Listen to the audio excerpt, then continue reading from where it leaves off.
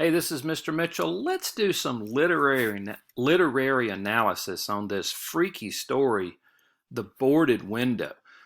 You've already read this, and one of the themes that we're going to have, and you'll need to take notes on your study sheet wherever there's a dash, is one of the themes we're going to have is failure. There's a lot of failure by the main guy here. I think his name was Murlock, and it just shows up throughout here. And his failure, I think, kind of drove him to the bad decisions, the uncertainty at the very end.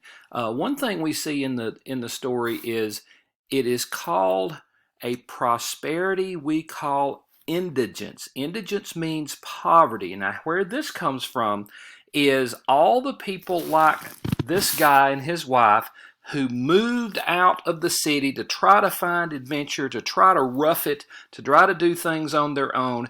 Everybody else had found that that little area, there was better places than that, except Murlock. This guy failed to continue to advance. It's like he got started and gave up, and we know later that he gave up probably because his wife was not there and because of his failure. Another example of failure is mentioned when it talks about his zeal for agriculture had burned with a failing flame.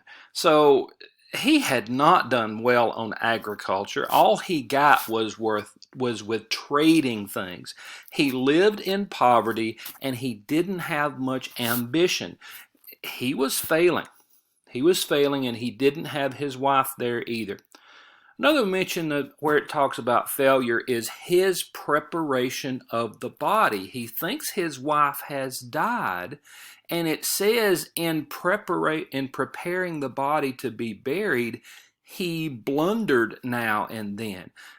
I don't know what's going on with this guy here. He mentioned he doesn't. I don't even know how you could blunder in preparing a body for burial. I mean, but it says that he didn't do things right, and you wonder if he just kept the body out. I mean, why don't you just bury the person? You don't even have to have embalming fluids like you do in a funeral home out there in the middle of nowhere. But he is wrapped in this failure, even when it comes to something as simple and morbid as burying his wife. Also, we have a connection to the wilderness. That's another one of the themes we have here. Now, the wilderness kind of seems to consume him. It says at the beginning his house was surrounded by the great forest, not just the forest, but the great forest. And he is just right there on the forest door, and it's like the wilderness consumes him. It also says the forests whose gloom and silence he seemed a part. The forest is gloom and silent, and of course Murlock also is filled with gloom and is silent to those few people who actually see him. So he's kind of become a part of the forest here.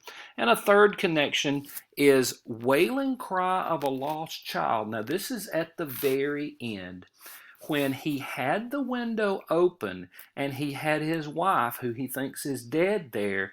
The window, from there, he hears the wailing cry of a lost child. Now, this story is so ambiguous. We don't know whether that comes from a panther. We don't know who that comes from. But in a way, it's kind of like the wilderness is calling he and his wife to them. And maybe that's one of the reasons why he boarded up that window, is that cry that he heard right then and there. A third theme we have is the wife's anonymity. Anonymity means you don't know who she is. Now, we've had stories here where the wife's name was not mentioned, but here, not only was the wife's name not mentioned, his name was barely even mentioned. And it was probably because he outlived her so long that the grandfather had heard of his name. It even says in the story, um,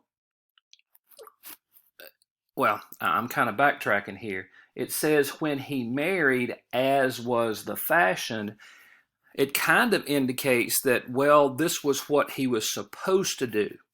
So we don't hear much about who the wife is, and you wonder if they even had much of a relationship if he married just because he was supposed to do it. Another aspects about the wife's anonymity, and I kind of hinted on this earlier, it says there is no known record of her name, and no one in town even remembers who she is. Now, this is kind of weird that you have these two people, and this was probably true for all the quote pioneers that left the city and went out just to live and rough it on their own. They kind of lost their identity when they went out there, especially if they ended up getting far away from others or not following others like this guy did.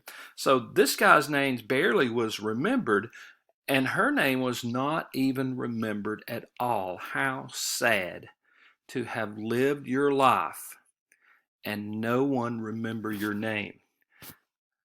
But that's one of the themes here, that there wasn't happiness here, and there wasn't notoriety, and you get the feeling that because they moved out is why they had that sadness.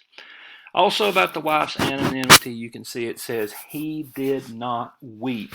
You wonder about their relationship. Whenever she dies or he thinks she is dead, he was surprised that he did not weep. You're supposed to cry for your spouse who passes away.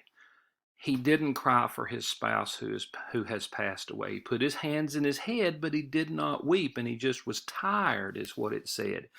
So what happens if you do move out to the frontier and you have a loveless relationship? Now, we don't know that that was the case, but we're getting hints here with him not weeping and with married as was the fashion. We're kind of getting hints here that there might not have been much into this relationship.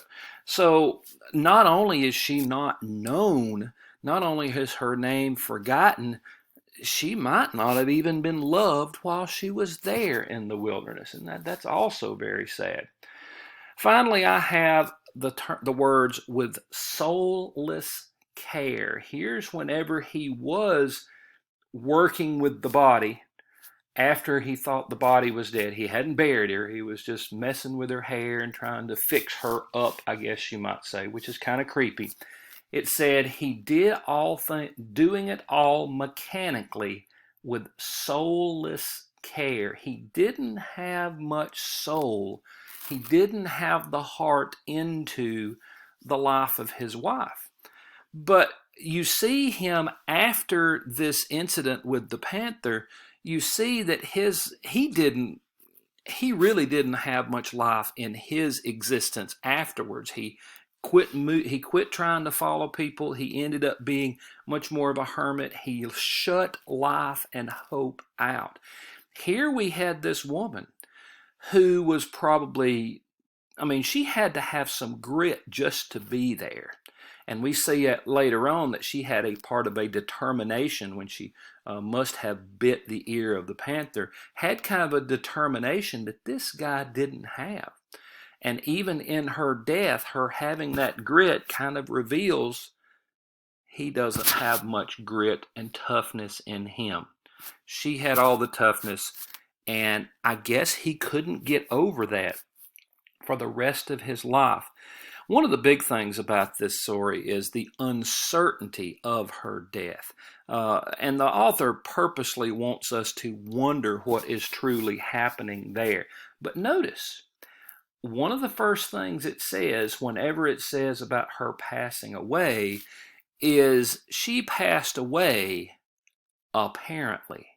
Now, this is not a certain, oh, she died, oh, she passed away, but this is kind of a, well, he thinks she passed away type thing. So you're kind of given a little foreshadowing that, well, she might not have passed away, and you might not catch that at first. Also, it said he was convinced that she was dead, which also kind of leads you to believe that there was a little bit of maybe she wasn't dead. When he was convinced that she was dead, she might not have been dead. Also mentions, oh, and I shifted colors here. Whenever the panther was in there, what did the guy hear first? He heard bare feet upon the floor. Was that the panther's feet? Or was that his wife's feet? So we kind of get a more uncertainty as to what is really going on here. And I'm sure this was part of the strategy of the author. Now, right before he shoots, remember he shoots into blankness. Now, who he hit or what he hit, if he hit anything, it's kind of left up to us. It mentioned the word mad or madness 3 times, that he was mad, something led him to madness. Now, I see this as the reader, as the writer throwing it to the reader that you can believe what you want to. If you say someone was mad, that kind of doesn't give much of a reason. That just says he had a fit of uncertainty of knowing what was going on.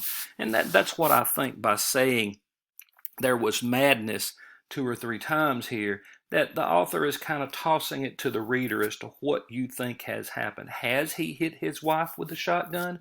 Has he ended up spooking this panther with the shot, or with the rifle, I should say? And finally, I hope you can see this. I put it in dark print. The animal ear in the teeth. We've got several hints right there at the end that the wife was not dead. The pool of blood that had not coagulated. If she had been dead, what is going on there? If she had been dead, then she wouldn't have had that coagulated blood right there, or the blood that was not coagulated. The ribbon that tied her wrist was broken. How could a panther have undone that ribbon? It couldn't have. And finally, the animal ear in her teeth. I mean, it's pretty obvious she was alive. She was alive, and what really happened at the end, she must have been fighting for her life and ended up having to bite the ear of that panther off. Well, this is kind of a spooky story, and here is the literary analysis from it.